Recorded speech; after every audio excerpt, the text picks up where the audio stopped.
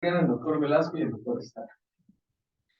Luis Fernando hizo un comentario retomando el asunto de las PNF, esta vez partiendo de la relación de Heidegger con Paul Natter y el neocantismo, y cómo Husserl, a pesar de su particular y conocida fijación en Descartes, también presta gran atención a Kant y los desarrollos del neocantismo. Así pues, la lectura de Descartes no representa la única posición metafísica importante para la comprensión de la fenomenología husserliana. Así habló el doctor Luis Fernando. Es una cita. Husserl desarrolla si hay un sujeto detrás de la percepción de los fenómenos. Añadió también, respecto del problema de la tradición y cómo desapegarse de ella radicalmente, que la vuelta a Aristóteles es un intento por sacudir los prejuicios que se fueron acarreando en el paso de la modernidad occidental, un punto que ya se había mencionado anteriormente en la sesión. Roberto dice que Heidegger se acerca más a la tradición kantiana. Cita, a Kant solo le faltó dar un paso más. Husserl, en cambio, se adhiere a Descartes. ¿Pero en qué sentido a Kant solo le faltó dar un paso? Esta última pregunta se tratará más a fondo en lo ulterior del seminario, advierte Estrada. Luis Fernando, sin embargo, anota que la afiliación de Heidegger con Kant y con cualquier otro filósofo casi siempre es de carácter temporal. Esto es algo que me llama particularmente la atención, pues, creo, abre paso a preguntarnos por el sentido de la obra de Heidegger. Revisar a los autores fundamentales, pero ¿para qué? Velasco mencionó sobre este punto que, por lo menos en la modernidad, la obra es resultado de un proyecto terminado. Heidegger también tiene un proyecto, pero dice es un proyecto por hacer, nunca terminado. Es una tarea. Entonces Adriel habló sobre la incertidumbre que guarda esta postura que deja ver Heidegger. Si se trata de un proyecto por hacer, es porque parte de la disposición de hacerse una pregunta genuina, lo que conlleva a permanecer en la inseguridad durante largo tiempo. Es la madurez de la existencia de la que habla en su observación preliminar. El joven también trajo a la mesa una cita de Gado. El único examen válido en filosofía es aquel que en el diálogo se llega a una pregunta a la cual uno mismo no puede responder. Heidegger no quiere que pensemos las cosas sobre los cimientos de los conceptos ya bien cristalizados de la tradición, al menos aparentemente, sino que tengamos la verdadera experiencia de preguntar, opuesto de sacar a relucir algún grado de sabiduría libresca. Al respecto, Roberto menciona que Descartes no preguntó genuinamente en opinión de Heidegger.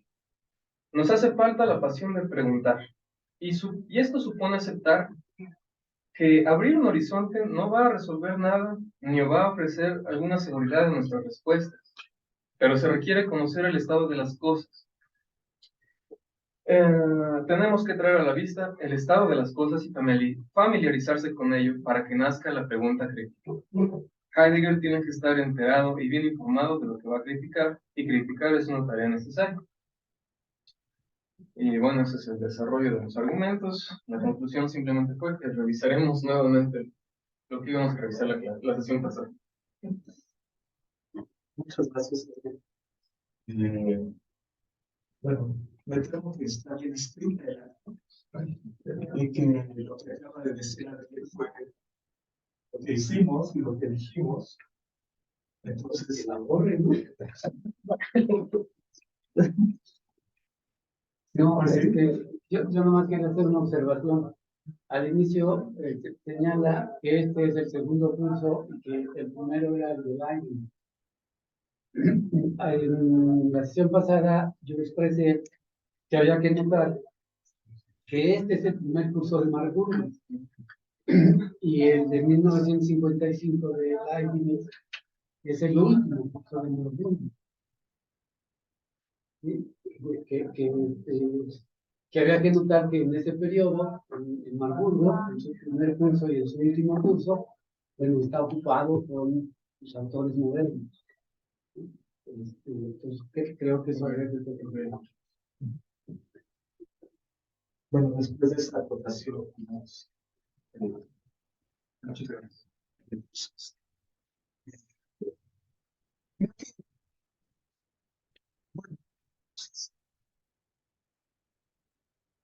¿Alguien quiere hacer algo?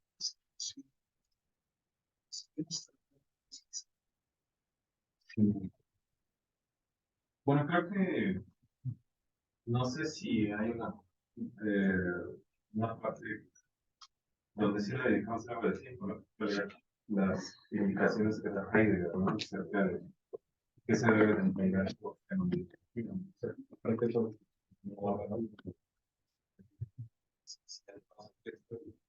sobre todo eso. Bueno, sí, como le quiso tener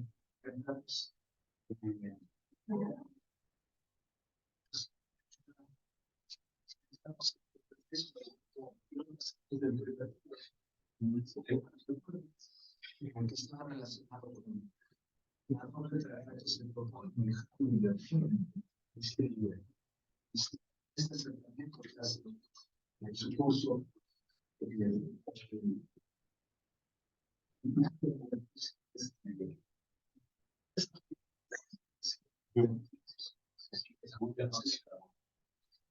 ya no sé.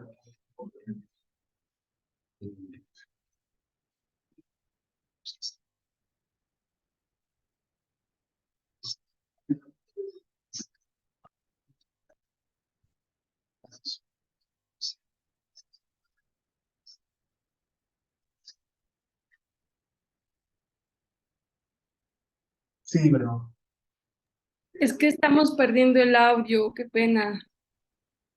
sí, ok, vamos a ver. Sí, sí, sí. Quizás Pero después de leer el acta y la participación del doctor Roberto, perdimos el audio.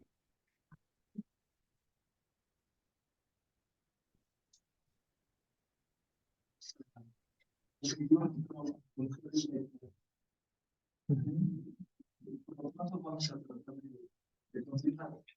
Lamento mucho.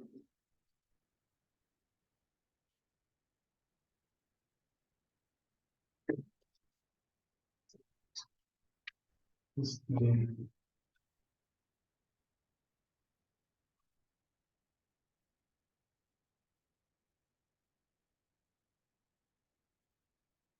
no, si no hay alguna cosa que quiera hacer, a mí sí me interesa el asunto que sí está más relacionado con, digamos, qué tipo de acciones que lleva a cabo de la tradición, en particular en estas primeras sesiones de Aristóteles. Sé que ya eso está bastante general, pero desde el punto de partida es uno de los puntos que quedaron sí mencionados en el acta, y con el que quizás podríamos comenzar de manera más espiritual si alguien quiere continuar por ahí. No sé si. Pero sí en general la pregunta. Bueno, en particular sería sobre. Porque, por ejemplo, la podríamos aportar y decir, ¿por qué empieza la introducción a la homología? O remitiéndonos no a la tradición, sino a tratamos de ver la historia. Que lo que hace. Entonces, el siglo primero.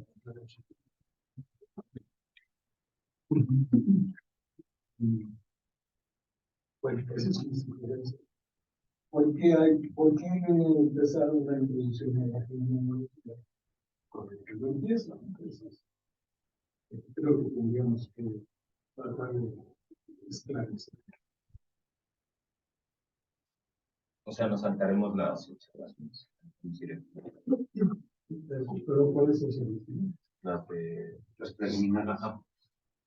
bueno, si quieres. No, porque nos quedamos en eso. Bueno, es que ahí está comunicada la tarea, ¿no? De la aclaración de la expresión fenomenología, pero un poco para conectar, ¿no? Las observaciones con el primer desarrollo, ¿no? Es porque la expresión fenomenología es aclarada desde Aristóteles y no desde la tradición moderna, ¿no? O sea, creo que lo que está haciendo ahí Heidegger, para empezar, es frente al concepto de fenómeno que domina en Marburgo, que es el concepto neocantiano, ¿no? Y que tiene que ver con esa cuestión de la apariencia ilusoria. Heidegger dice, a ver, estamos pensando el fenómeno como Erscheinung, nada más, ¿no? Lo que tenemos que hacer es ver qué quiere decir fenómeno en tanto que fenómeno, ¿no? Y en ese sentido, donde él se siente que puede encontrar una fuente de intelección, es en Aristóteles, y es llamativo que sea el de ánima, porque claro, podríamos decir que análogamente el de ánima es como el tratado sobre la teoría del conocimiento de Aristóteles, ¿no? Es como un estudio sobre la subjetividad en Aristóteles, ¿no? Entonces, ese es el carácter siempre provocador de Heidegger, ¿no? O sea, como tratar de disputar en los propios términos, en el propio terreno, pero además, insisto, provocadoramente porque no es a partir ni de Descartes, ni de Kant, ¿no? Todos ellos están en suspenso, y es más bien una vuelta, ¿no? A Aristóteles para precisamente como hacer esta señal de, pues vean lo que es la conciencia histórica, ¿no? Que es la conciencia histórica que es inherente a la reflexión filosófica, ¿no? Creo que por ahí es donde Heidegger está trazando el esbozo, ¿no? Y que además es, otra vez, ¿no? Introducción a la fenomenología, es la introducción de la fenomenología en Marburgo, ¿no? Es la presentación del programa fenomenológico ante la comunidad universitaria de Marburgo, que está dominada por... Pero también hay otra manera quizás más sencilla de decirlo, que es preguntarse qué nos da derecho a apuntar los dos términos, fenómeno y y al permitirnos a Aristóteles, nos va a hacer ver como algo que va a estar argumentando a lo largo del texto, que es precisamente los cambios que ocurrieron a lo largo de la tradición, en la comprensión tanto del fenómeno como y especialmente los cristianos. Pero creo que podemos apreciar más directamente la radicalidad del planteamiento de Heidegger si también nosotros nos preguntamos junto con él cuáles son, por así decirlo, las condiciones de posibilidad de la fenomenología. Las condiciones de posibilidad son de que de alguna manera nos van a dirigir la atención a cómo surge o qué es lo que se entiende por fenómeno y qué es el logos y cómo se relaciona, cómo se articula uno con el otro. Según lo que yo entiendo que está proponiendo Heidegger, el primero que hace una articulación completa y bien detallada de esa relación es Aristóteles en el. Entonces, por eso creo yo que le dirigí la atención a ese texto y no a otros de aquí. Podría haber escogido más de uno. Nuestra tarea es ver si, creo yo, para en este capítulo, por lo menos, seguir lo más detalladamente posible la presentación que hace Heidegger de Aristóteles. Eso sí. Eso les parece.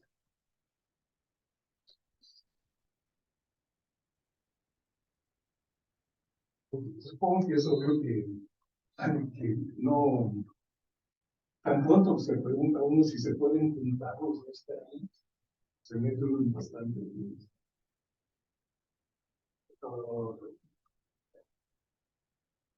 Que en el fondo van a dar con el problema de si la fenomenología realmente es posible, o si nada más es posible en los términos aristotélicos y en otros.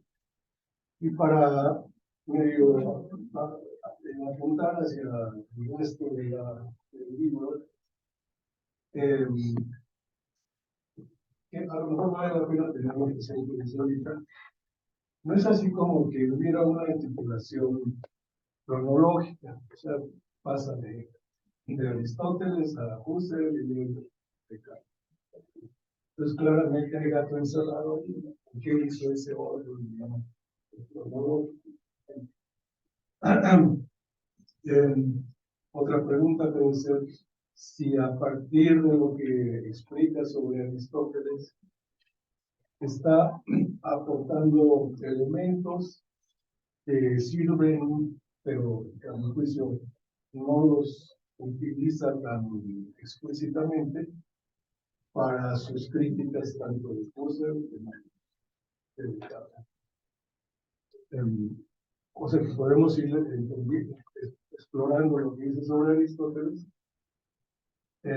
no solamente en el sentido de cómo lo entiende, sino eso que entiende, cómo sienta las bases para lo que va a trabajar en los otros dos capítulos.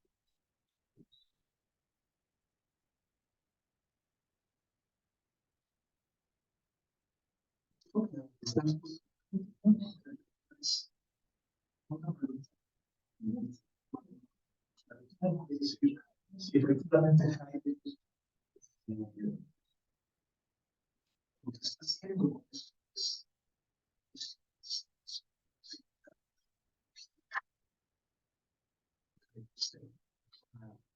cualquiera. ¿Qué justifica que armemos ese neologismo, fenomenología? No existe como en antes del 18. Aristóteles buscaba, dice que es fenomenólogo, aunque sí lo es. Es eso. Pero no por vía filológica. Por así decirlo, pues una manera inicial de decirlo es que cómo tiene que ser el mundo para que sea posible explorarlos con esta pretensión fenomenológica. Porque, por ejemplo, bien podría ser el caso que cuando se nos presenta el ser no tenga, no esté con eso, no sea algo que se pueda caracterizar propiamente como fenómeno, ni en el sentido moderno, o sea, por ejemplo, probablemente Platón no diría que es un fenómeno. Igual, ¿qué nos garantiza que realmente podemos hablar de esto? El fenómeno. Tiene que haber tenemos que entender más a fondo qué es el logos, de tal suerte que sirve para hacer fenomenología. Por ejemplo, si el logos es el de la física matemática, entonces no se puede hacer fenomenología. Las ecuaciones no están fenómeno. Igual si aceptamos la ontología nominalista, tampoco se puede hacer fenomenología. Eso son las diversas maneras de comenzar a mostrar.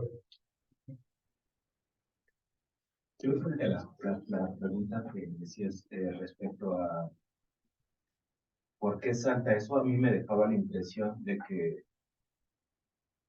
de ahí que la última observación sea como despojarse de prejuicios, porque me parece que está criticando el tratamiento actual de esa palabra, ¿no? O sea, de ahí que salte Husserl, tan, o sea, que por eso advierte que despojarse de esas cosas para entonces poder rastrear la palabra como en el contexto en el que emerge. O sea, no sé si es eso, pues, o sea, ese proyecto, y que por eso salta como de un autor a otro. Bueno, en parte tiene que ver con toda la complicación, pero de que en el contexto heideggeriano sería un prejuicio, que es un asunto complicado.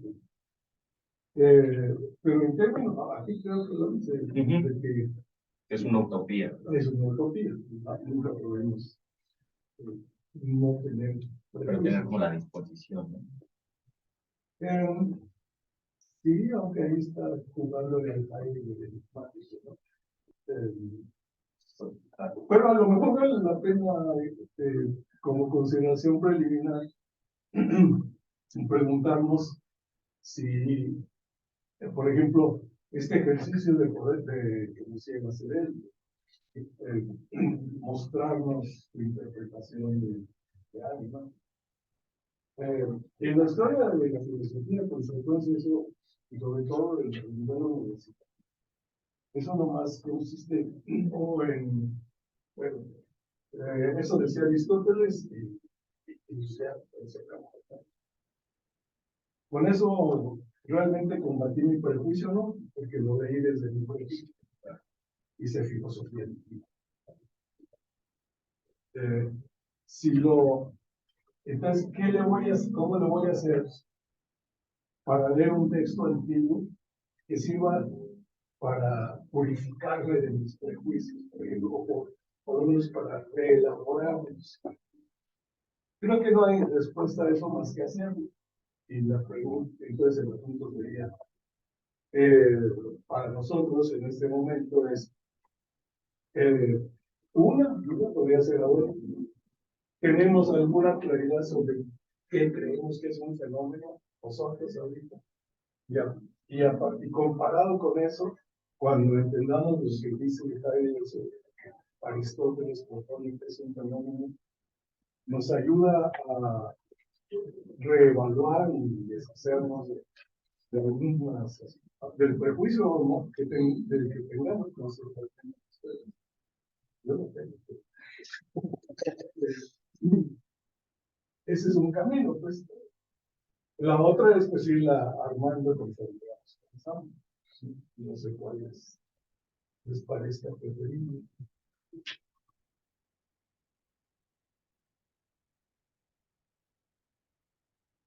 Por ejemplo,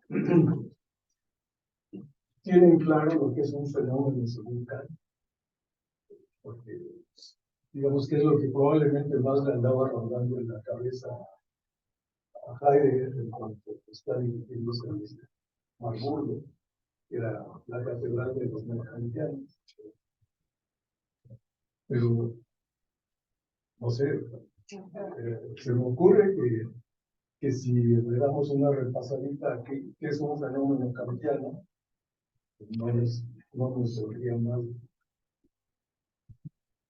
Pero eso es sugerencia, pues, ¿no? No quiero hacer. Estaban presentando un tema de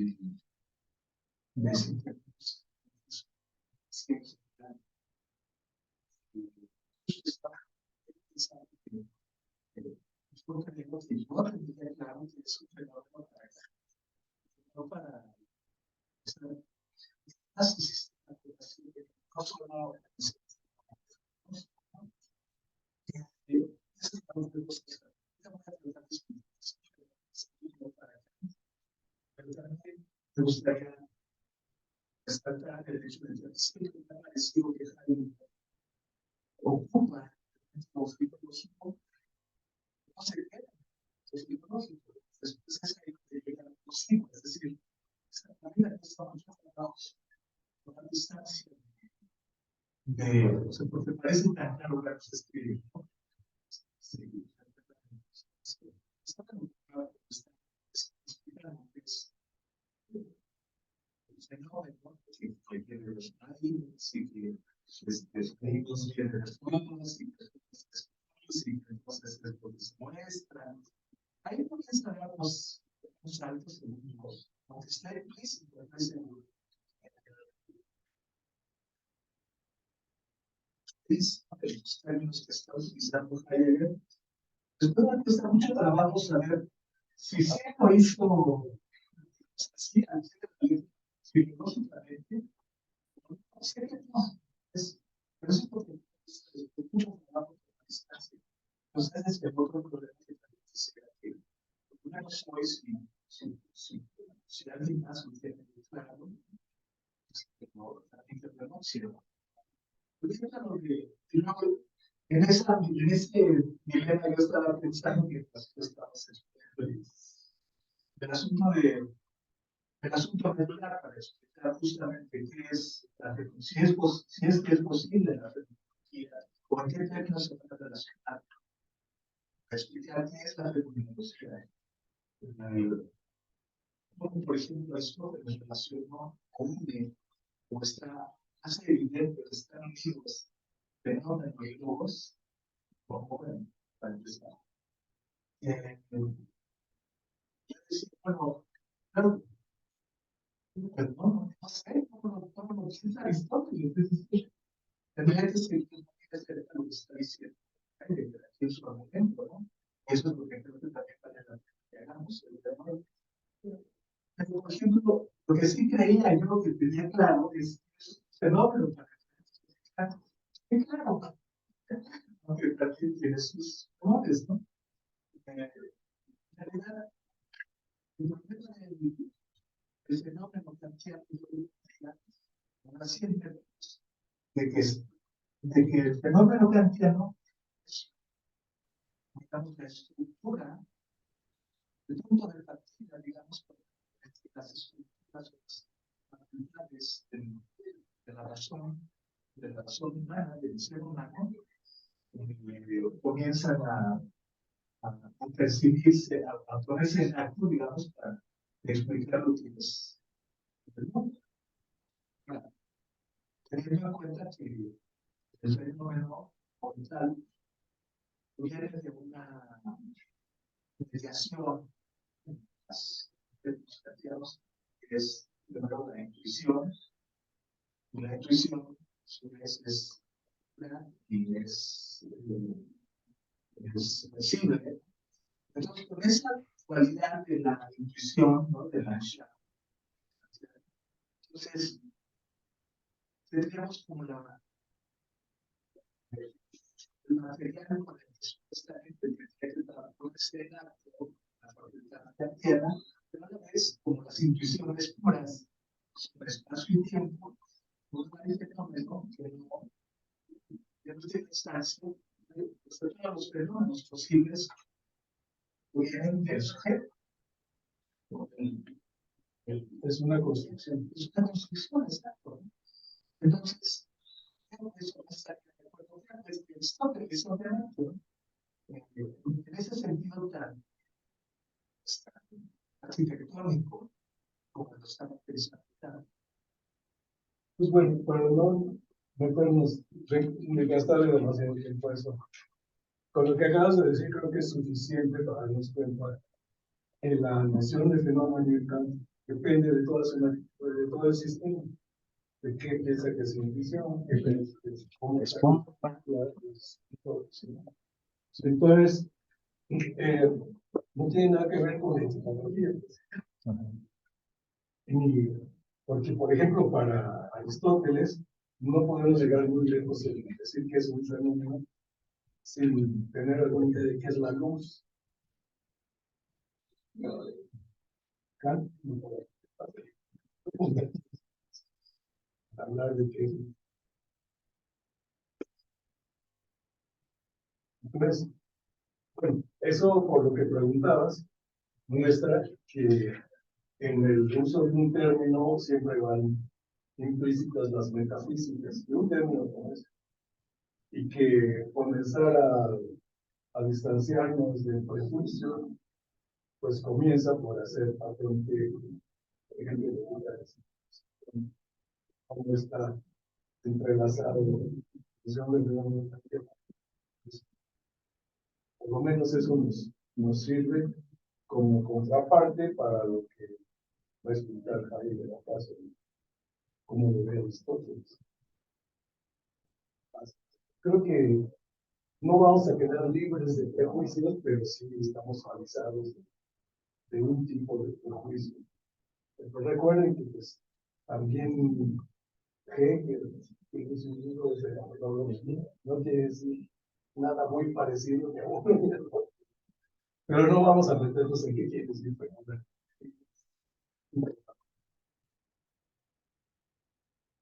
Bueno, y además parece que es O sea, el análisis, ¿no? De la palabra, parece que Heidegger lo está analizando para continuar cómo también es posible hacer un conocimiento científico, ¿no? Es decir, a partir bueno, por lo que dice aquí del de ánima, eh, parece decir que justo al estar, digamos, al distanciarse del fenómeno kantiano, eh, hace esta especie de,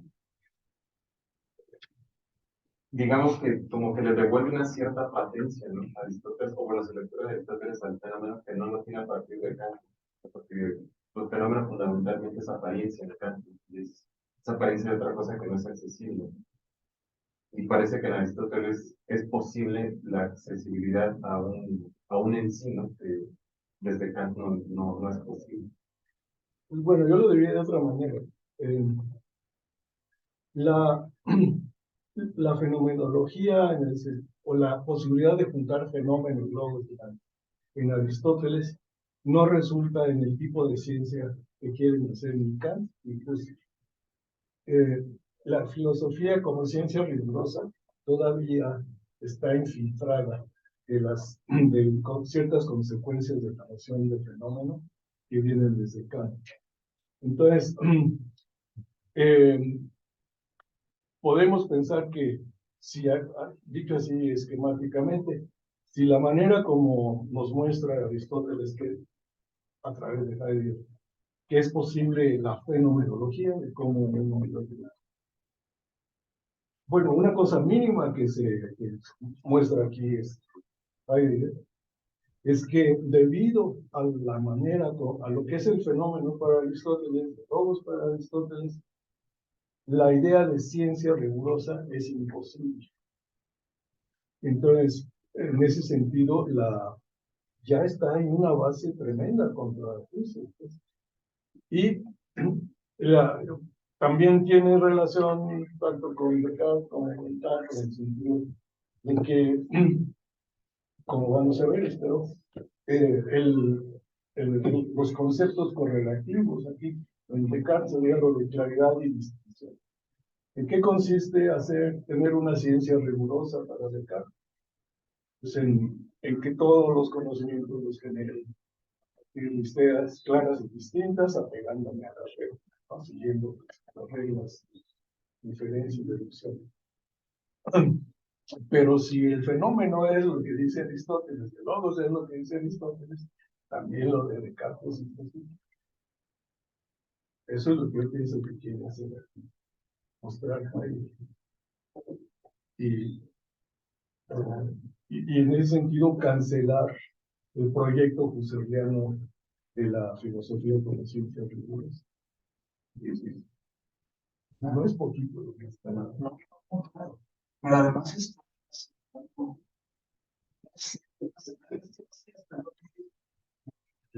esa posibilidad de habilidad lo que está haciendo, sin a su vez creer en un constructo o en una construcción, digamos, del sistema. Es que justo lo que tendríamos que entender es, o preguntar por lo menos es, cada vez que hablamos construimos. Si el logo siempre es constructivo, entonces gana Descartes.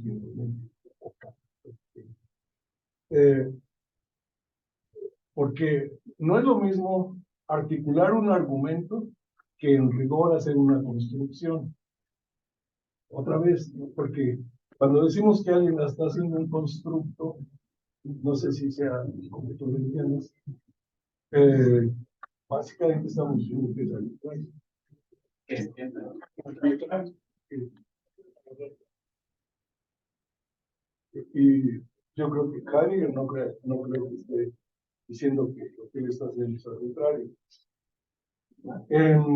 Pero había una idea que menciona hacia el final de la sección aquí sobre Aristóteles, que a lo mejor nos ayuda a enfocar esto, es que precisamente si entendemos la relación entre fenómeno y logos, como entiende Aristóteles, la falsedad es ontológicamente inherente en el mundo.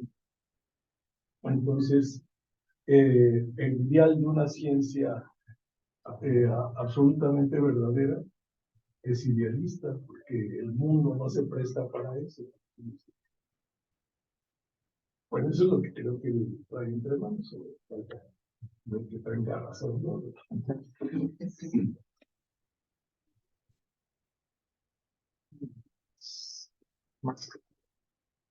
O sea, porque a raíz de lo que acabo, a partir de lo que acabo de decir, se vuelve evidente que en efecto el que gana es Platón, porque dice de todo esto lo único que hay es eikon logos, cuentos probables.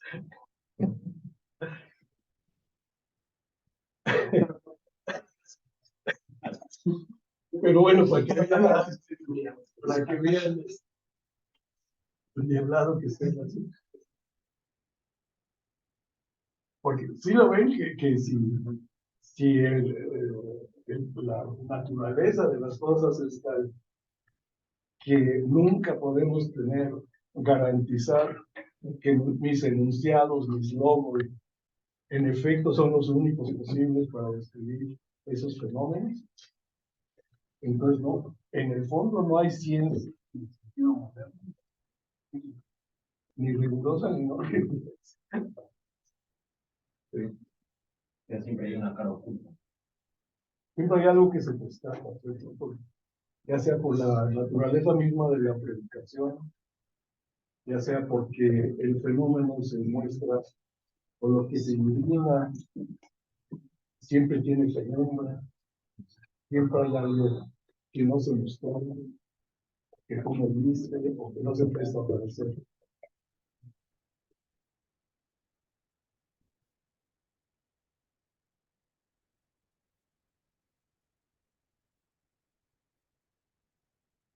Pero pues, el diablo está en los detalles. Nos vamos a los detalles.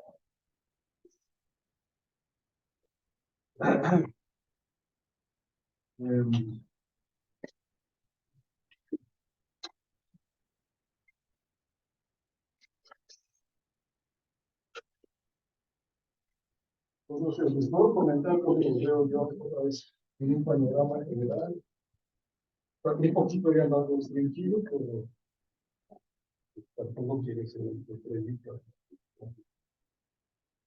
¿Alguien más quiere empezar? Yo tengo más bien una duda. Al fenómeno, ¿hay condiciones de posibilidad que de ahí que comienza a escribir alguna cosa? O más bien, siempre somos inscritos en el fenómeno. Mira, vamos a, quizás tratando de responder tu pregunta y más o menos apoyándonos al orden en el que va Hayek. O más bien Aristóteles, y que de alguna manera lo sigue Hayek.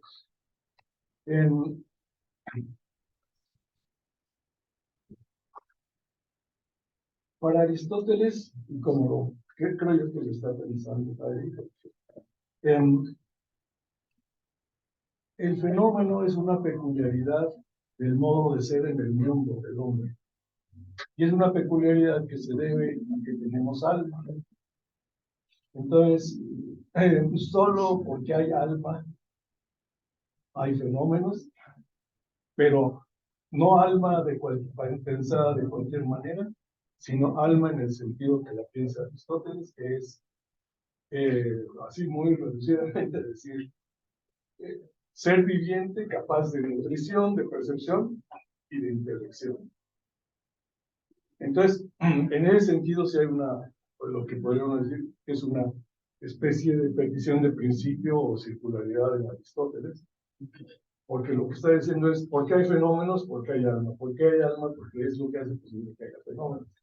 Pero si el mundo no estuviera constituido de tal manera que se presta para ser percibido por el alma, o sea, por ejemplo, si la realidad, en verdad el mundo fuera materia en movimiento, no podríamos explicar, como no se puede hacer en ningún momento, ni la vida, ni la percepción, ni la inteligencia. porque esa es la crítica de Aristóteles a Sócrates. Entonces,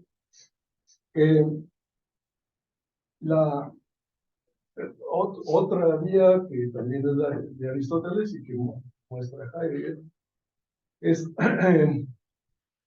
que para que haya fenomenología necesita haber luz. Pero luego, ¿qué quiere decir eso? ¿Cómo va eso? ¿No? ¿Cómo juntamos? ¿Qué tiene que ver que haya luz con que haya alma?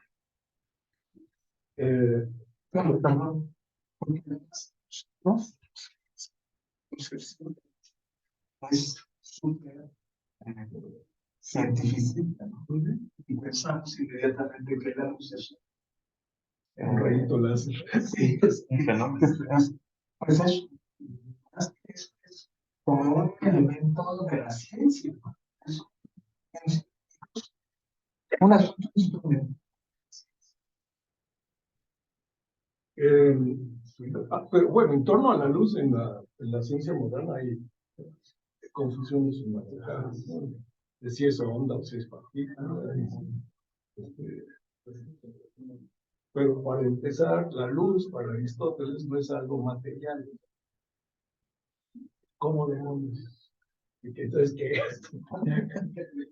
Pues es la actualidad de lo transparente en cuanto transparente, esa es la luz. Sí, ¿eso qué quiere decir? Pero es que, a ver, yo creo que más claro se va a sacar lado. Heidegger es el que induce un poco a la meditación, ¿no? Que dice que no es un cuerpo, pero no se da en cualquier clase de realidad la luz. Es en cierta clase de materia además dispuesta. Solo en las que hay almas. No, pero no, antes que eso, es decir, no puede haber transparencia en algo que no permite precisamente que la luz irradie, ¿no? Por eso dice que es cierta clase como el aire o el agua, ¿no? Y yo creo que ahí Aristóteles es muy cuidadoso porque en última instancia lo que quiere explicar es por qué no siempre hay transparencia en acto, ¿no? Y eso es porque hay un elemento corpóreo material, ¿no? Que no siempre está en interacción o que no siempre permite esa interacción, ¿no? Entonces, yo creo que Heidegger un poco lo que está diciendo es que la luz se da así, como si nada, porque está el sol, pero no, porque Aristóteles cree que para que el sol pueda precisamente iluminar, dar luz, tiene que haber también la materia vital. Y a su vez también el alma. Y yo creo que en ese último punto es interesante porque en realidad solamente ven colores y luz los vivientes. No hay luz y color en sí, ¿no? Las piedras no ven luz. Entonces, digamos, o sea, como que provisionalmente, si lo ponemos así en extenso, hay fenómenos para la vida, no para el gasto. El fenómeno es la perspectividad. O sea, la condición de posibilidad de fenómeno es que, por un lado, que hay un alma, pero como lo piensa Aristóteles. Por ejemplo, para precisar un poco más lo que acabas de decir. La luz es algo de lo que podemos hablar porque la percibimos. Entonces, decir que podemos hablar de la luz depende de cómo expliquemos la percepción. Una cuestión que cuesta, es difícil de entender en Aristóteles, es que toda percepción es horizontal.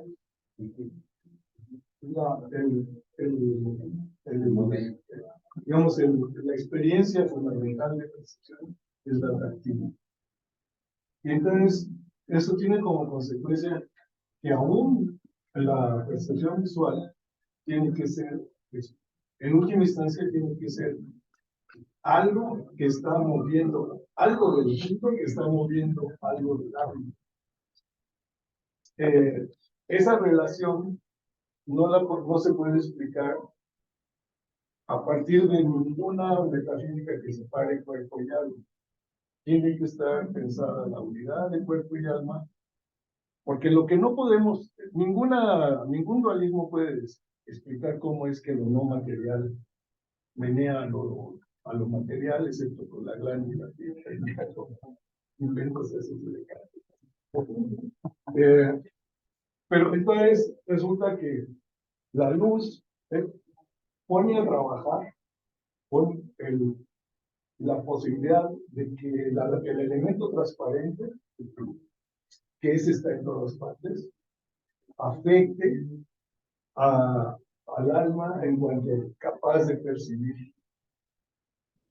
Y es una cosa muy difícil bueno, para mí de decidir si se la acepta o no a Aristóteles, porque por un lado parecería que está suponiendo que lo material puede, de alguna manera puede afectar a lo no material. Pero resulta que la distinción entre eso depende de que yo haya aceptado el dualismo. Y Aristóteles me va a decir, no, pues esto no tiene bases en la lógica, el dualismo, ¿no? Porque el alma nunca, nuestra experiencia de ser en el mundo como seres vivientes no es dualista. Entonces, una vez que tenemos eso presente, la luz sería el paradigma de la posibilidad de la percepción para que solo es accesible al ente, al cuerpo, bueno, a la cosa viviente, porque ni siquiera podemos decir Que es uno, ¿no? que es cuerpo viviente. Claro. Y luego también está y cómo es que podemos hablar de eso, y si podemos hablar rigurosamente.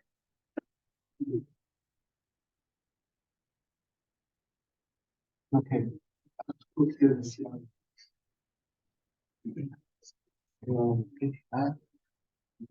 Eso sí.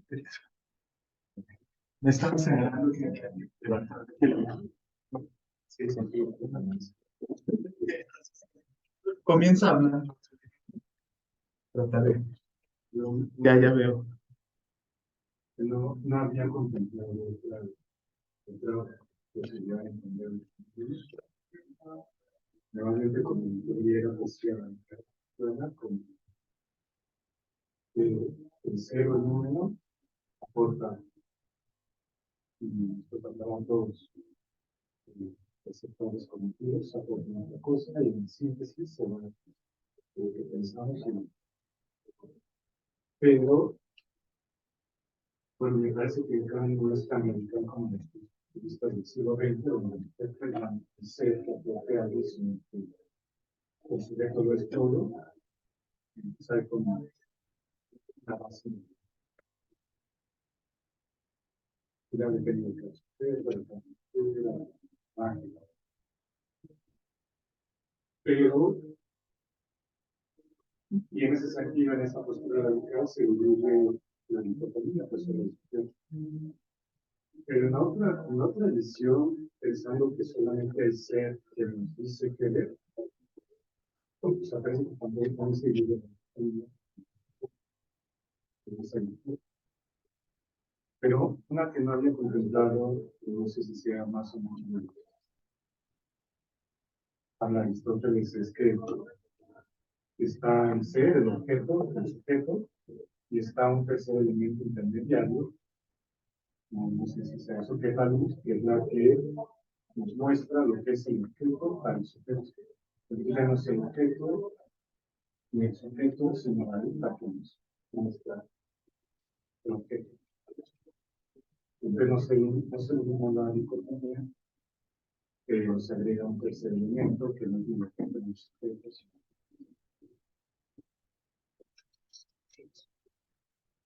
en ese sentido, la luz no es, o sea, no es como modo de ser de la existencia.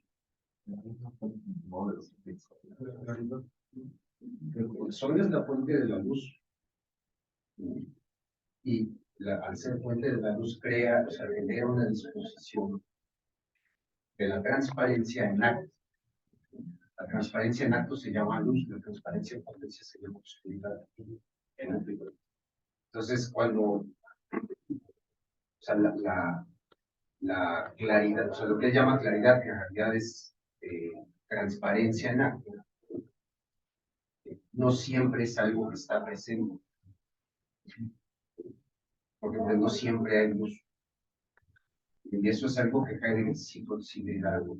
K, lo que no considera es la base material que posibilita la luz, ¿no? O sea, que es precisamente lo que posibilita ese movimiento de la luz es que la luminosidad está sobre una base de algo que es posible, que es que la transparencia puede ser o no transparente. ¿Por qué? Porque depende de un elemento material.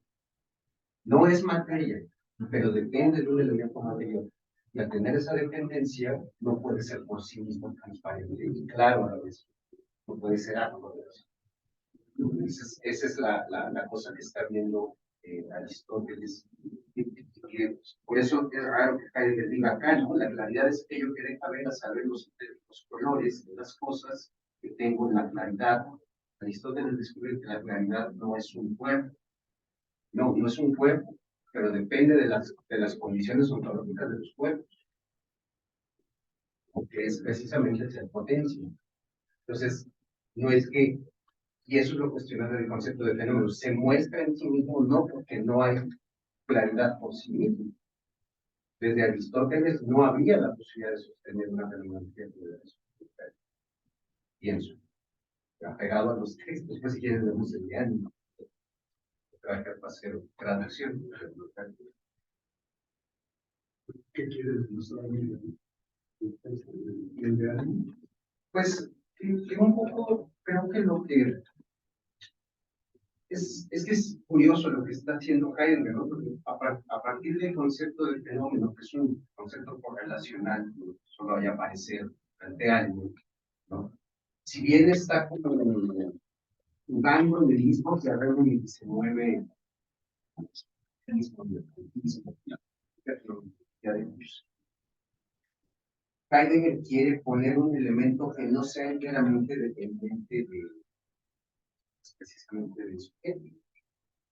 Es como pero parece ser que Aristóteles no es como un buen aliado, porque precisamente lo que vemos es que los fenómenos sensibles no se dan, o se entienden. Y eso creo que es el punto un poco de lo que está diciendo Arturo, ¿no? Que el punto es entender cuál es el papel de este tercer elemento, ¿no? Que media entre nosotros y las cosas.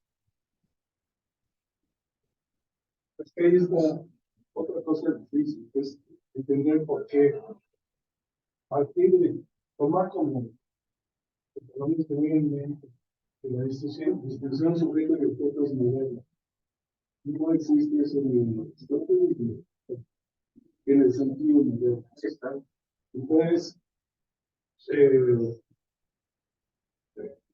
si queremos encajar esos términos, recurrir a ellos para entender qué es lo que está planteando Aristóteles como fenómeno, y empecemos por el sujeto y los objetos.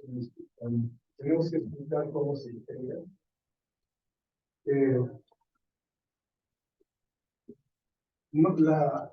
Los mismos conceptos digamos, nos estorban. Como decir, sintiente y sentido. Pero no hay nomás problemas de palabras, porque, por ejemplo, el objeto es una posible alternativa a fenómeno. ¿Qué es un objeto? Pues eso que está ahí. ¿Qué es un fenómeno? Eso que se me muestra. Pero cuando digo eso parece como que fuera esa cosa que está ahí. Pero y el problema es cómo entender que si voy a recurrir de manera rigurosa a la noción de fenómeno en el sentido aristotélico, entonces no hay objetos, porque el objeto depende de la concepción del sujeto, pero no como alma viviente, sino nada más como sujeto como ser. Como el kantiano, el sujeto kantiano no está vivo. En esa concepción no hace falta ninguna actividad, porque el sujeto se basta así mismo. Bueno, lo importante queda claro, ¿no? Que el objeto lo construyo a partir de las condiciones del alma kantiana, de sensibilidad, de las facultades, de las facultades. ¿Sí? Entonces, por lo mismo es otro lío, nomás que les digo, bueno, sí se me cambia, pero podemos llegar a ello. Porque la noción de concepto también tiene que ser abolida si vamos a ser rigurosamente fenomenológicos. No es lo mismo concepto que idea. Piénsenlo en alemán, Begriff, ya quiere decir que lo agarra de alguna manera. El concepto mismo quiere decir que yo lo consigo. No hay ninguna relación ni lejana con el faino y el fenómeno. Porque justo lo que implican esos dos términos es que no depende de mí. La transparencia no depende de mí, la luz no depende de mí. Pero al mismo tiempo, si no fuera ser viviente, no podría manifestarse ese fenómeno. La idea, en su sentido etimológico, está relacionada con ver. Entonces, la experiencia cognitiva básica griega está hasta etimológicamente anclada en la experiencia del ver, aunque sea del ver con el intelecto. La moderna está anclada en el construir, concepto, idea, por eso no. Cada vez que vean que hay conceptos valóricos,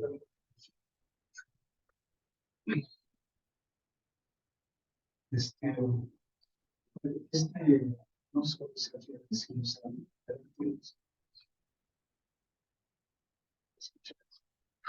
si nos escuchas.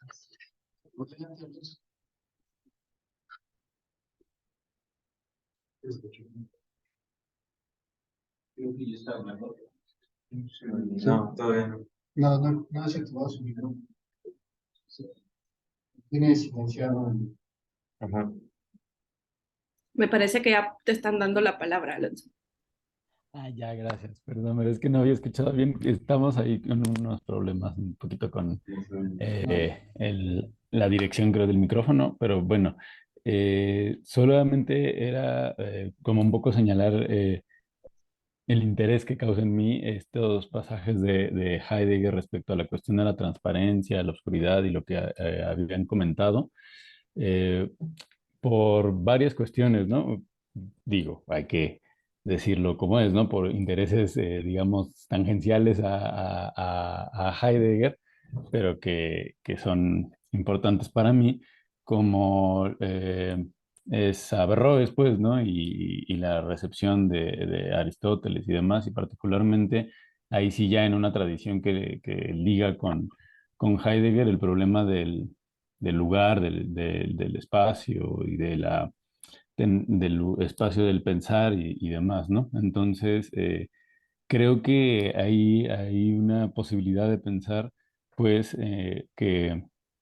que Heidegger con esto de la claridad, como está en la traducción, lo diáfano, sea un modo de topología, pues, ¿no? Del ser en el mundo, que en efecto, claro, tiene, al menos en estos pasajes particulares de la percepción sensible y de la visión en particular, una referencia a la corporalidad, eh, digamos, material, como usualmente la comprendemos. Em, ok, bueno, leo acá que el doctor Luis me dice que más bien lo escriba. Eh, bueno, era más bien como un comentario respecto a lo diáfano y la transparencia, el cuerpo y el pensamiento, lo inmaterial y demás. Pero bueno, intentaré escribirlo, igual y ya me ayudarán después a leerlo. No, pero sí se escuchó. ¿Sí se escucha entonces? Bueno, entonces decía, perdón, em, bueno, está esta cuestión del cuerpo, la percepción sensible, y entonces lo diáfano entendido como, digamos, un espacio en donde están los cuerpos percibiendo, pero también está la cuestión del uso de la metáfora, de la luz para pensar la operatividad, digamos, del intelecto, ¿no? Y entonces, si bien creo que el problema de la dualidad cuerpo-alma, como bien han indicado, no tiene lugar aquí, digamos, creo que es importante insistir como en esta referencia de Heidegger a esto post la modernidad, digamos, posterior a la modernidad, volver a Aristóteles, tiene que ver un poco con eso, ¿no? Poder pensar un espacio de experiencia, digamos, para los que piensan, ¿no? Ya en palabras heideggerianas, como eso que en cada caso somos nosotros mismos, etcétera, ¿no? Pero que es como un espacio que no corresponde necesariamente con las exigencias solo de la corporalidad, sino que también tiene que ver, creo yo, más en esta diferencia entre lo diáfano y lo obscuro, con una cuestión de la potencialidad, ¿no?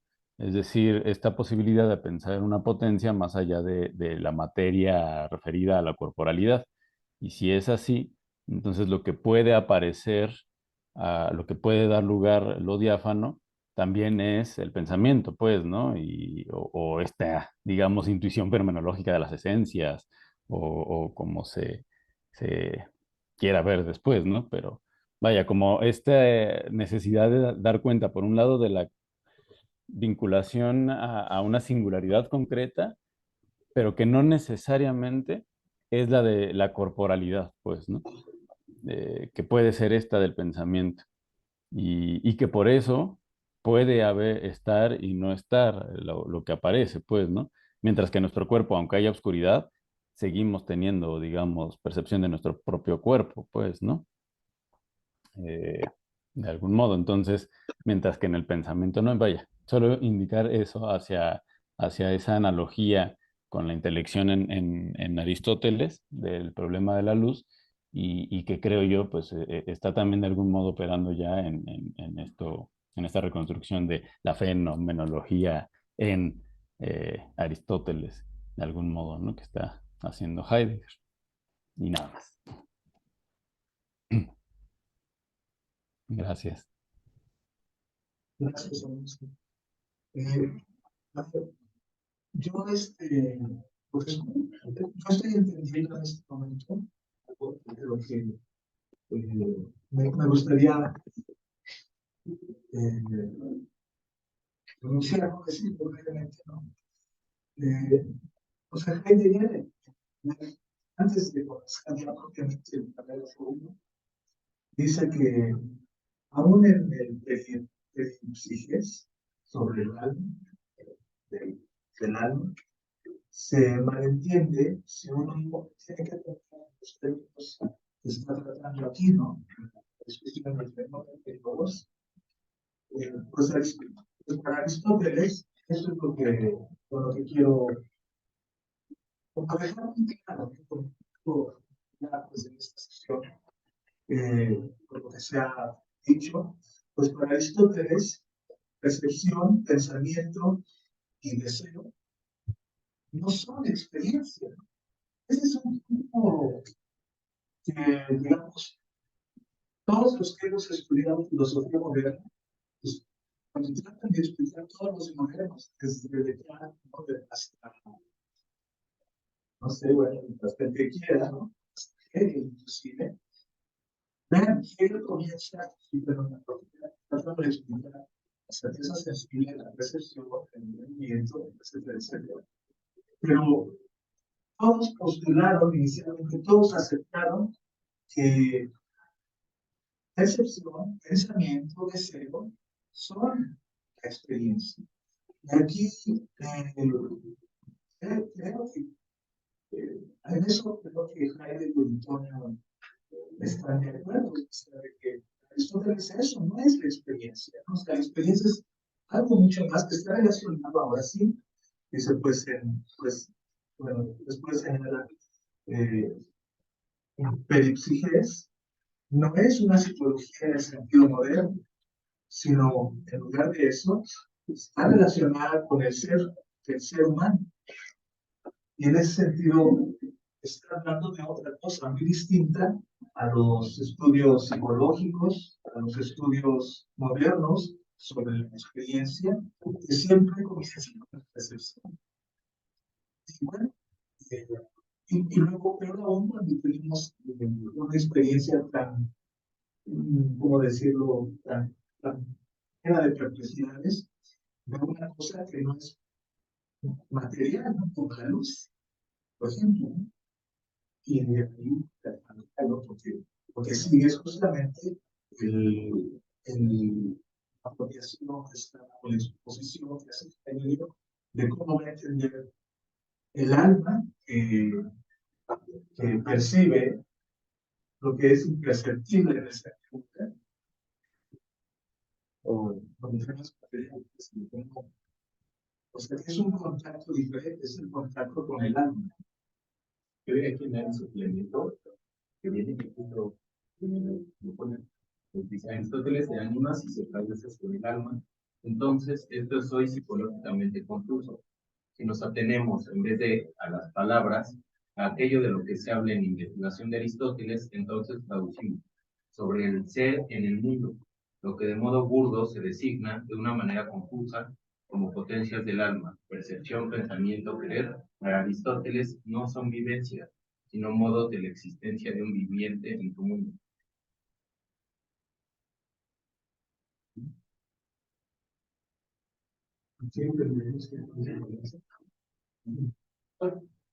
Pero pues yo no sé si en Aristóteles deseo, pensamiento, no es experiencia, pues, o sea, el libro primero de la metafísica es muy claro, ¿no?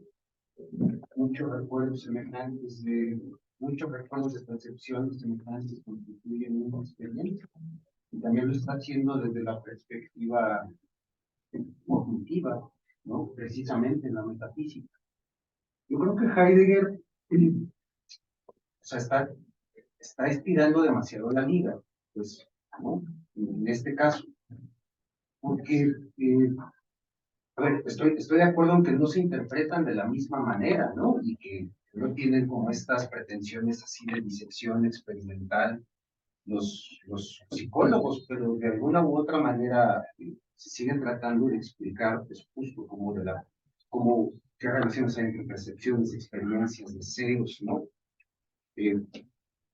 Creo, o sea, se está peleando con la terminología de la época, pero también decir ser en el mundo es el tratado del alma, y además decir que trata principalmente del alma humana, es no haber leído el primer libro de Ánima, donde dice Aristóteles que el gran error que cometen sus contemporáneos al hablar del alma es solamente hablar del alma humana. ¿No? Entonces, yo creo que hay que tener, o sea, lo que quiero decir con todo esto es que hay que ver con reservas la interpretación que está haciendo Heidegger de Aristóteles, porque lo está interpretando a su beneficio, pues, ¿no? Digo, a su beneficio, ¿para qué? Para ganar una posición otra vez frente al contexto intelectual en el que está, ¿no? Digo, eso evidentemente tiene otras consecuencias, pero, ¿no? Creo que si nos quedamos con la pregunta, ¿no? De si es posible la fenomenología, que eso es hasta donde entiendo lo que ha sido el hilo conductor de la discusión, ¿no? Pues hay que ver que la justificación que está haciendo Heidegger es de una interpretación, pues, muy, pues, cogiendo cositas y otras dejándolas de lado, ¿no? Pero, por ejemplo, si nosotros vamos al capítulo 5 del libro tercero del de Ánima y pensamos que hay un luz que crea todas las cosas, ¿no? Y que ese luz, no sabemos, esa ha sido la discusión en toda la creación, si es el humano, si es Dios, ¿no? Solo sabemos que es un luz agente, que es productor de todas las cosas. Entonces, hay algo, ¿no? Hay algo que en luz que se da peculiarmente en el alma humana, que produce algo que sin él no se da. Y podemos leer también así a Aristóteles, digo, para pues, o sea, ver si es legítima o no esa lectura, pero mi pregunta es si es tanta la distancia entre Aristóteles y los modernos, Es decir, si podemos negar que en Aristóteles hay momentos de construcción o de creación, porque hay unos poéticos. Pero poetiqueo no es lo mismo que construir. No, no, pues, Construir relativo, porque los podemos, digamos, enfatizar la acción filosófica. de acuerdo, pero lo que está de alguna manera diciendo ahí Aristóteles es que la fisis no es nuestro mundo, sino es por la acción productora de ese mundo, ¿no? Y eso, otra vez, ¿no? O sea, solamente no porque quiero hacer de Aristóteles un moderno, ¿no? No me interesa eso. Pero de repente parece ser que en Aristóteles no todo es pasividad, ¿no? Y lo digo porque justamente los fenómenos de la percepción sensible, pues no es que uno perciba las cosas como son, tal y como se muestran, no. Aristóteles describe constantemente que lo que nosotros percibimos a través de los sentidos es una proporción entre el viviente y el objeto. Entonces hay correlación, no hay en sí ahí, no hay mostrarse en sí mismo. No, por eso. Justamente eso es posible porque no hay luz. Y el país es posible con eso. Pero se puede aclarar un poquito esa idea. Primero, los políticos no somos nosotros. No lo sé. O sea, digo, se puede después. Algo van a ligar a una. Exactamente. Es así. Está muy obvio. Exacto. Es así.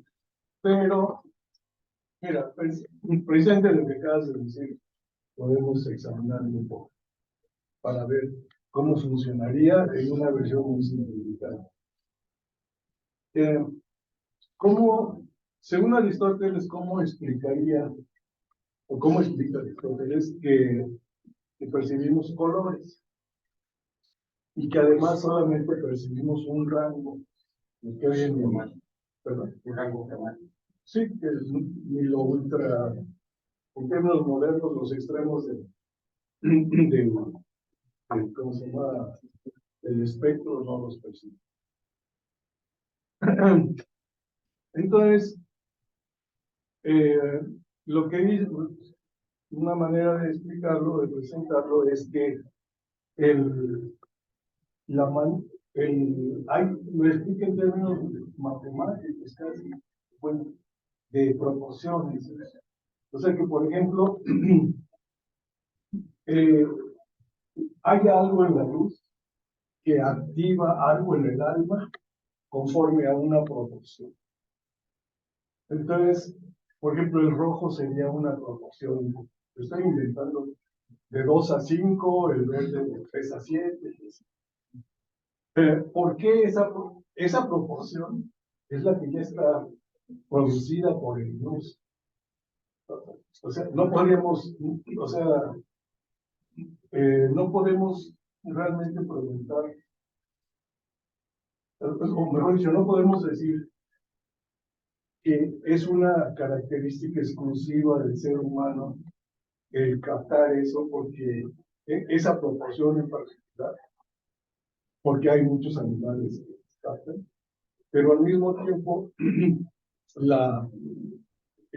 es una manera de indicar cómo está actuando este virus productivo sobre el alma receptiva. O sea, no es por vía, eso es lo que luego resulta difícil de entender, porque uno pensaría, nosotros qué decimos, es que es la frecuencia de onda del fotón lo que determina si lo ve el foco azul. En un sentido, no está tan lejos de Aristóteles de decir eso. Pero donde se ve, o sea, la idea que subyace en esto es que hay una especie de adecuación preestablecida, y eso es por donde lo agarran siempre los antiaristotélicos, entre el modo de cómo se produce, se actualiza y el alma de los seres vivientes que la captan. Y la idea, hasta donde yo entiendo de Aristóteles, es que eso no podemos explicar por qué en esta proporción exclusivamente, o en este rango de proporciones, nosotros percibimos tales y cuales colores, o que siempre vamos a dar a la idea de que esa es, por así decirlo, la armonía preestablecida. La luz se actualiza y trabaja sobre el orden del ojo en ese rango. ¿Por qué? Pues porque así es el mundo, ¿verdad? Esa es una limitante de la explicación aristotélica. Porque además él quiere explicar no solamente la percepción visual, sino la auditiva, todas las percepciones finalmente van a dar con un rango de proporciones. Y en ese sentido es la armonía del mundo. Todas las proporciones están correlacionadas o tienen la misma, por ejemplo, la misma lógica. Entonces, eso no es lo que piensan los modernos. Pero yo creo que, bueno, no sé si sobre ese punto habría que aclarar más cosas. No, bueno. Entonces, de alguna forma, aquí como termina esta oración, siento que esto, digamos que el de ánima es una descripción del modo de ser del viviente en el mundo. Heidegger está, digamos que tomando esta armonía establecida para, no sé si hacer una transpolación y acudir, bueno, o traer, poner sobre la mesa el concepto de mundo para librarse del subjetivismo, en el sentido de que el objeto y el objeto no son posibles en el mundo porque el mundo es ese contexto que se establece. No sé si...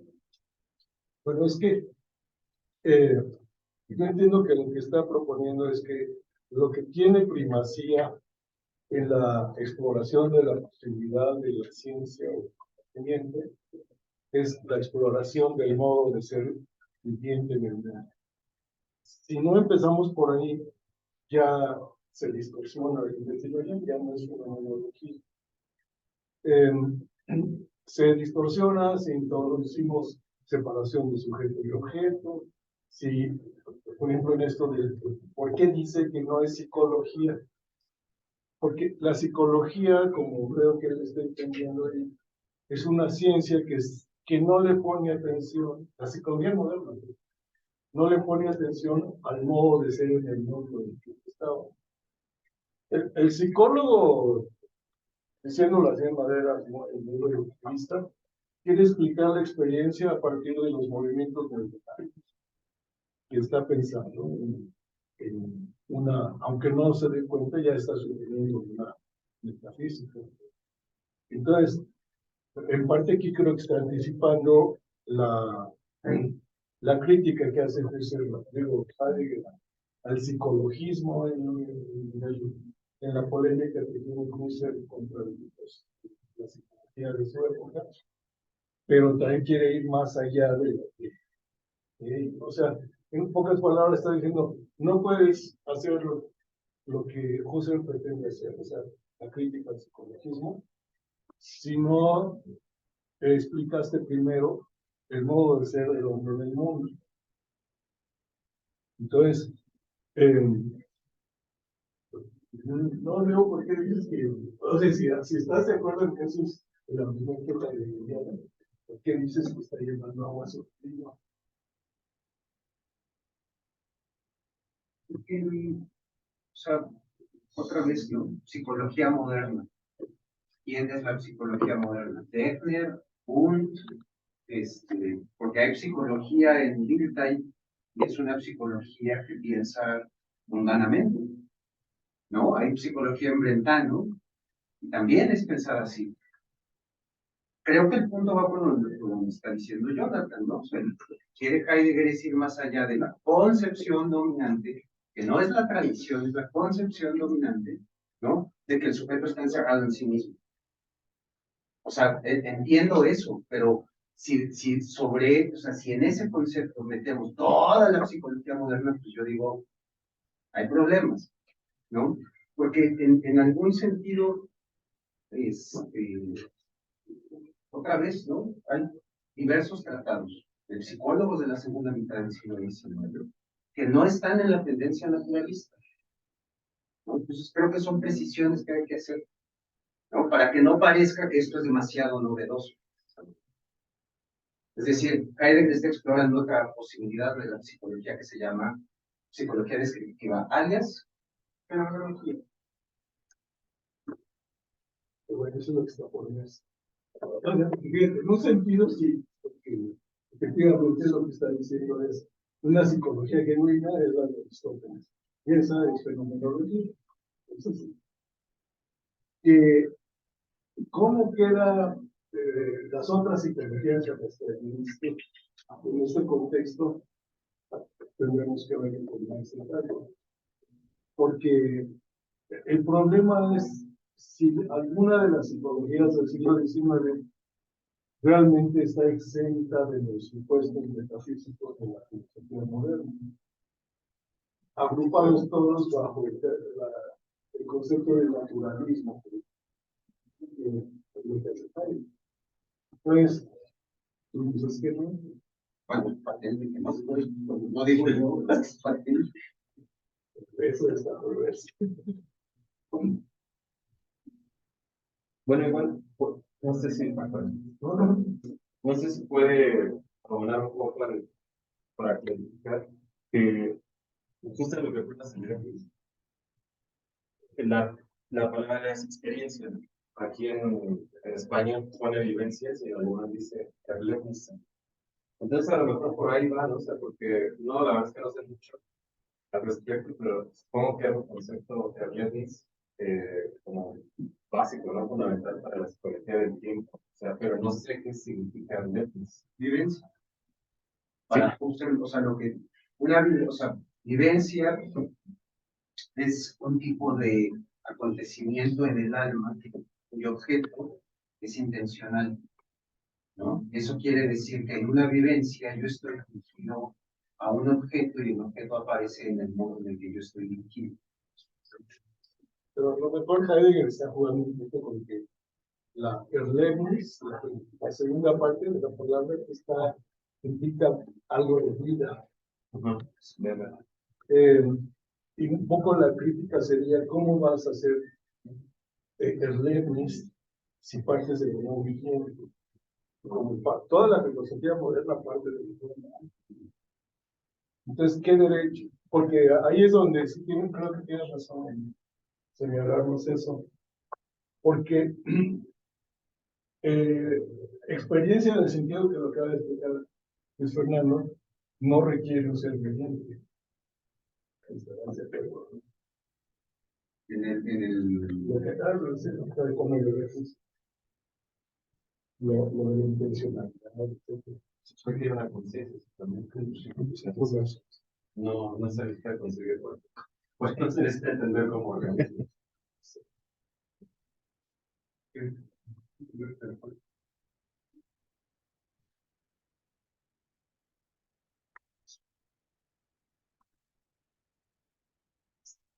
Entonces, tenemos que creo que a lo mejor una desigualdamos. Nada más que, o más allá de ser lo que me causó más duda era, sí, saber los términos aritméticos, pero no necesariamente de temas y teoría. O sea, lo que me causó es que eso, ¿cuántos elementos? ¿Qué número de elementos se requieren? Vamos a pensar que sea sujeto, objeto, pero que son elementos. Y que si que también puede entenderse como una simple error, no sé, no sé qué puede ser, pero que puede haber una percepción interesante sobre la evolución de los cosas. Pero esa era la mente. No sé si esta observación ayuda, pero es que el gran lío en esto de las proporciones de los centros es que normalmente las personas entienden la relación entre las partes. Pero la idea, por así llamarlo, la manera general que utiliza, en griego la proporción se llama moles. Y no, pues que es la relación entre dos.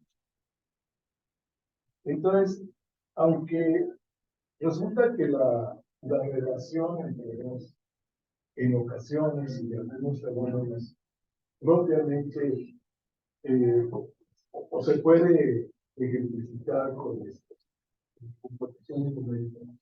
Por ejemplo, la relación entre un do y otro do es la de 1 a 2, y la relación entre la quinta y la octava es de 2 a 5. Pero y esto finalmente tiene que ver con que si se va uno por ese camino, que ya empieza a matematizar el asunto, que es el que después habla pitagóricos y demás, surge el problema que el mismo Aristóteles mostró en el diálogo. Bueno, no, más bien eso es en el tratado sobre el sensible. De que no todo lo inteligible es reducible a proporción. Eso es una especie de limitante clásica de logos. El mundo no es completamente irracional, y razón es meter en proporción. Cuando descubrimos que hay aspectos del mundo que no se pueden meter en proporción. El ejemplo clásico de eso es la inconmensurabilidad de la diagonal y y por eso Pitágoras tenía por ahí inconmensurabilidad. Entonces,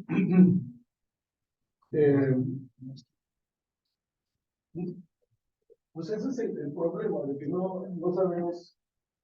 Eso, por un lado, en la medida en que dice, pues mira, la percepción humana es de tal manera, ya está así, de que capta esto por las proporciones. Las proporciones existen porque el universo ya las produjo. Entonces, nomás, ¿por qué vemos color? Porque estamos hechos para ver color. Eso es lo que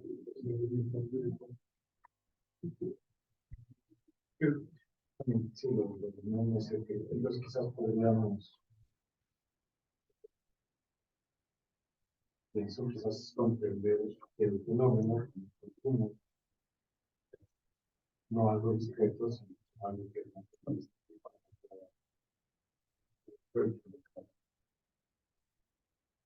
entonces, de inicio, ¿verdad? Pero entonces, de inicio. No, yo creo que es que si dices que es continuo, te metes a eso que viene a ser la población del infinito. Y si, por ejemplo, si el continuo infinito no te garantiza que puedas hablar, que puedas explicarme cómo captas o cómo se hace presente los finitos dentro del continuo. Es el mismo problema.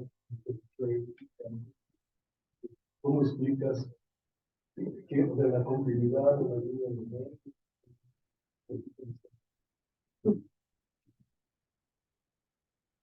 Bueno, es que la proporción no necesariamente tiene que ser matemática, ¿no? Puede ser una proporción cualitativa, que es un poco lo que Aristóteles ve, ¿no? Ya sobre todo para términos del tacto, ¿no? Como está explorando si la carne es el medio o no es el medio, es algo debajo de la carne. Y ya estuvo, no sé yo. Es que, bueno, por ejemplo, un elemento que hace diferenciar la percepción en los vivientes, dice, bueno, pues, su sangre. Los de sangre caliente tienen un rango de percepción táctil tal, los de sangre fría tienen otro, ¿no? Y eso es lo que él está pensando como proporción. Lo cual me hace pensar si eso mutatis mutandis lo llevamos al terreno de la percepción, si cabría pensar en Aristóteles que no hay una diafanidad, sino diafanidades, ¿no? Siempre en función del viviente, ¿no? Bueno, ¿cuál como que lo diáfano sería la totalidad del espejo? Y las diferenciaciones tendrían que ver con qué tipo de animales. Bueno, pues pregunta. Entonces, por ahí tenemos que hablar.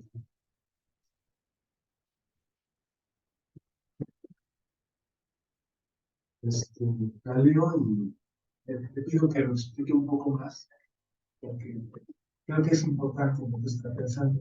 Ella dice, bueno, ofrezco mis disculpas anticipadas por mi espíritu temerario, pues no he podido escuchar bien todas las intervenciones, pero no, me resisto a preguntarles.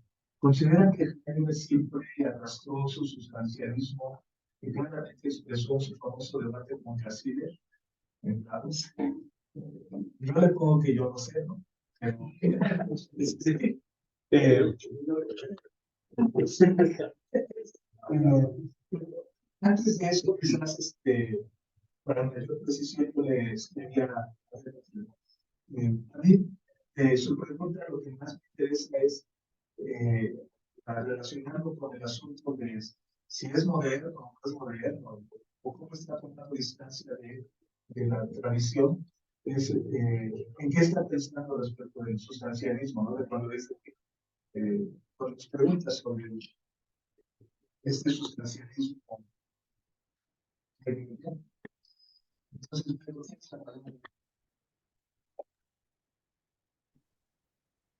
Mil gracias. Bueno, insisto, es una pregunta muy aventurada porque desafortunadamente no les he podido escuchar bien, pero a partir de lo que he podido oír, voy tejiendo esta interrogante. Eh, pues para el 29, si no me equivoco, que ya se suscitó este famoso debate entre Cassirer y Heidegger, pues ambos ya habían publicado sus obras referentes, ¿no? En el 23, la filosofía de las formas simbólicas, y en el 27, pues ya Ser y Tiempo había dado a la luz.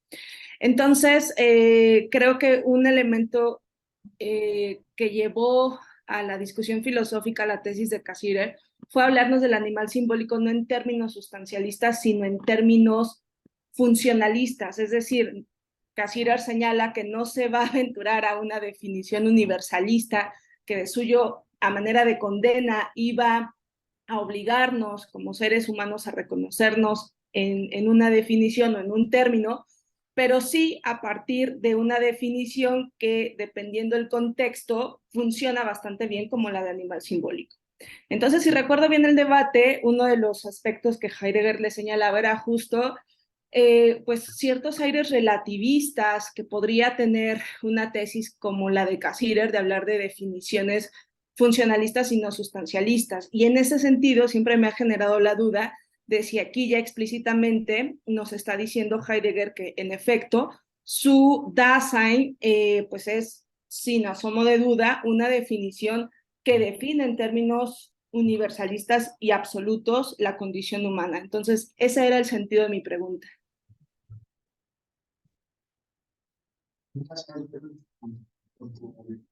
Explicación.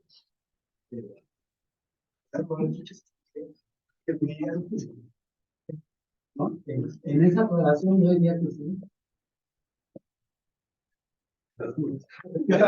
Seguiría siendo, digo, si efectivamente entendemos el parcialismo, la definición del Dasein como una definición dada para todo tiempo y todo lugar. que eso es lo que entiendo por universal, que es lo que expone Verónica. Si eso entendemos por sustancialismo, yo diría que sí, siempre entonces siguió siendo sustancialista.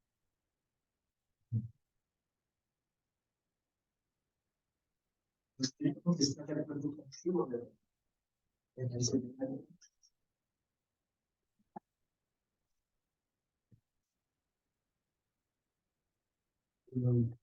No tengo idea.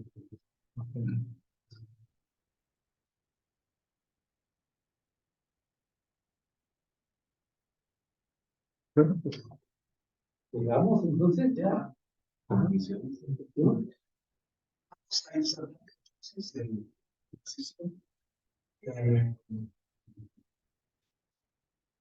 Es algo que lo que tenemos que hacer es seguir una exposición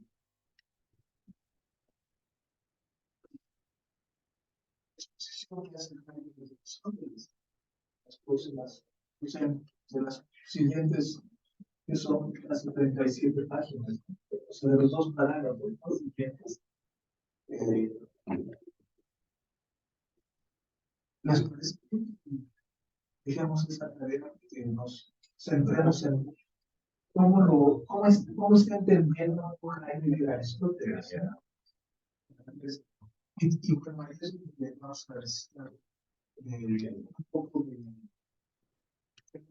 de ir manejando paralelamente a Aristóteles también, en ese sentido, porque nada más escribe, bueno, ahí está lo que dice Jaime, que dice Aristóteles. Yo creo que sí sería muy conveniente comenzar a hacer el esfuerzo por hacer lecturas paralelas, ¿no?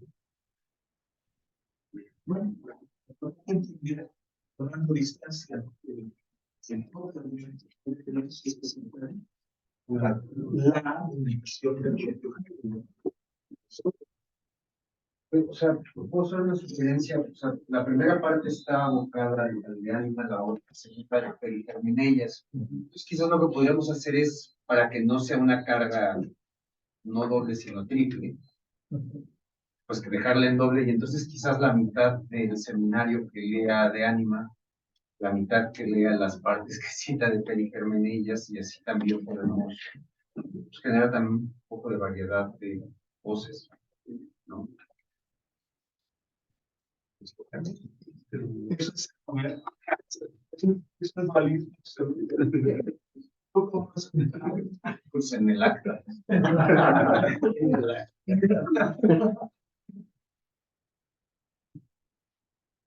Pues, O sea, yo digo porque si no es la carga de leer de ánima, y el Perigerminellas en singular es difícil. Sí, pero es difícil.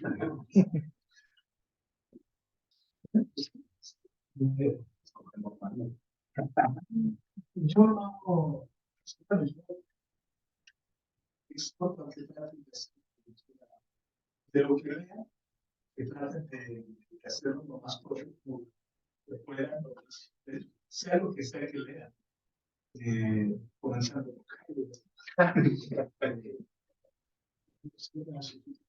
pues no, a mí no me parece.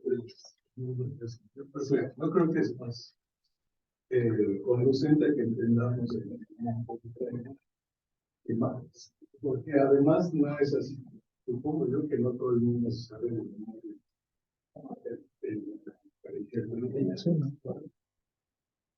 y como una dificultad central o un problema que puede explorar aquí también es cuáles son precisamente las condiciones de posibilidad de juntar logos con el aspecto discursivo, etcétera, de la comunicación, con la comprensión del fenómeno.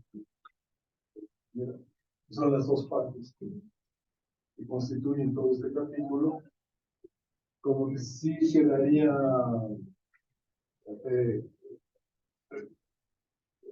volando, pues, ¿no?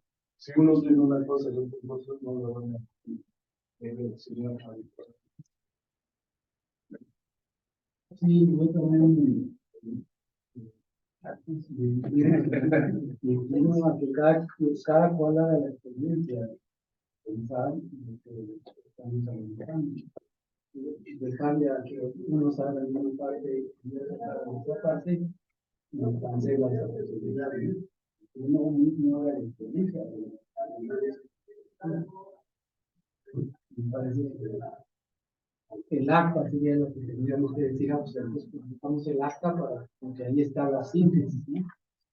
No lo que escribamos cada uno de nosotros. La publicación, ¿no? Y para la publicación es importante que todos hagamos la experiencia de la lectura. Por otro lado, sí, como somos, tenemos idea.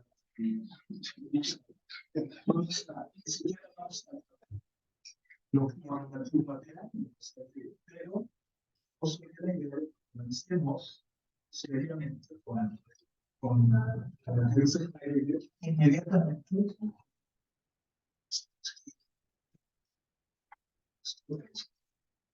Luego, sí, por supuesto que en el acta queda, pero entonces el acta vamos a antes que no logramos la experiencia de lo que está dando.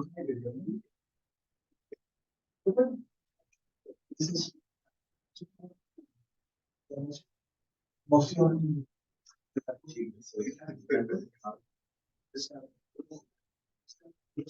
una cosa, no que se está bastante seria de la. Realmente quiero ayudar a ellos.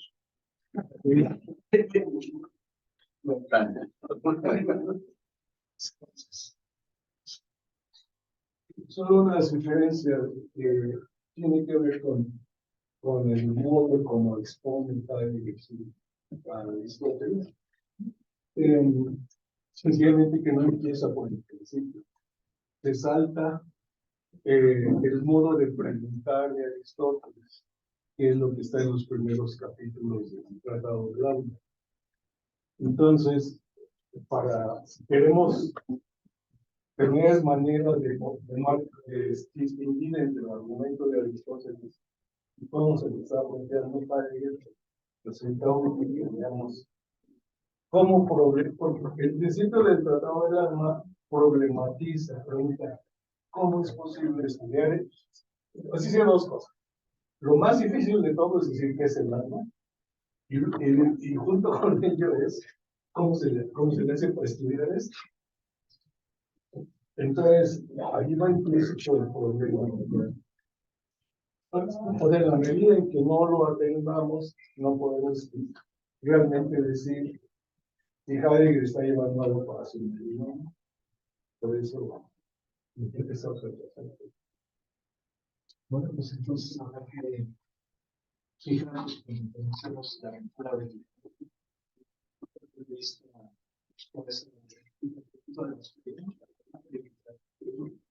que esboza Aristóteles, ¿no? Desde el punto de partida del problema.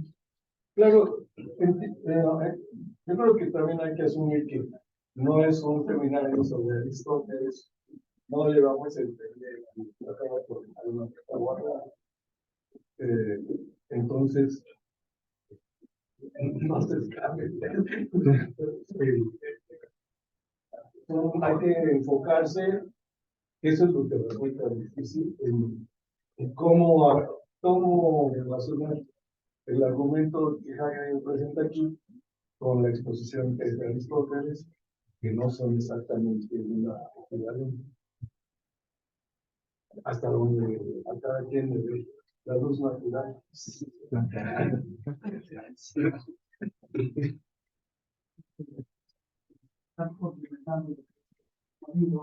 También hay que tomar en cuenta que realmente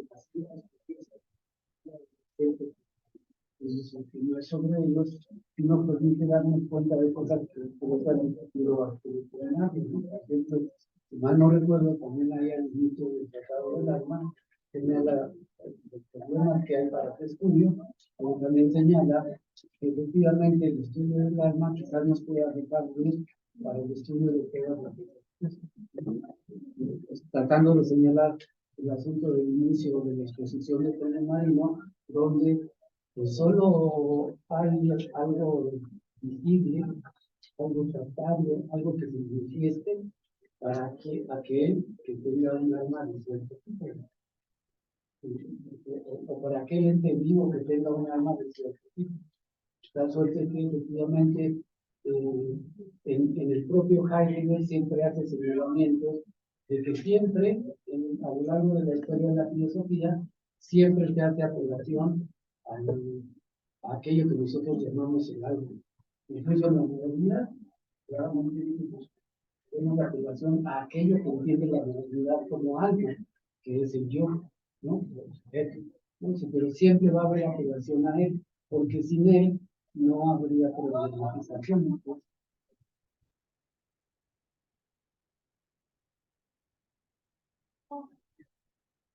Bueno,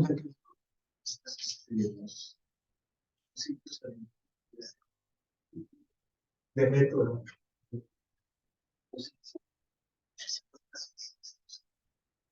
Y todo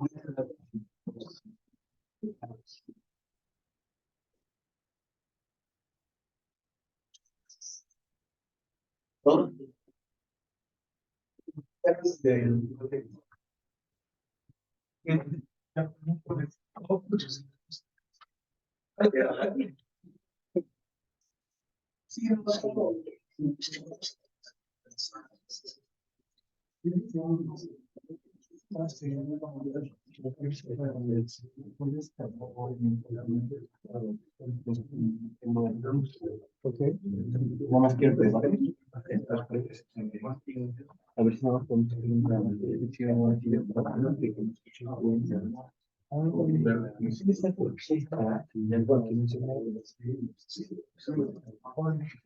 Sí, no, no.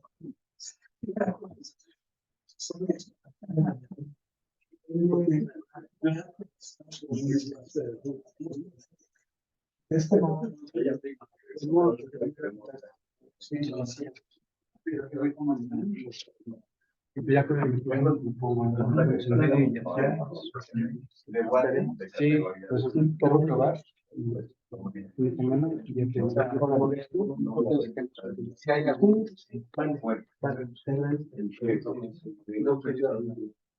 ahí hablamos de él, sí, me pareció con todo lo que dijeron, hay una voluntad, pero lo que quería decir es que cómo lo quiero porque no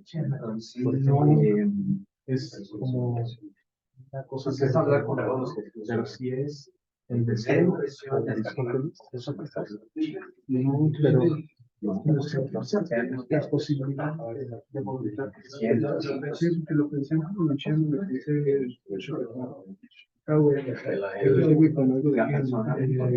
pero me pareció que es algo natural que nada más nos permite establecer la conexión entre lo que decía por ejemplo Arturo. Y eso es lo que rompería la descripción. Ajá, pero no sé. Me dicen pareciera que hay ya la naturaleza. Pero bueno, se te va el rato, calle, nos vamos. Ah, sí, ¿verdad? Nos toca estar así. Gracias. Si lo del trabajo, lo del escrito, eso se cambia a todo, ¿no? Una pregunta de hacia la introducción. Claro, porque estoy en ese ajá, sí, sí. Ah, ya. Bueno,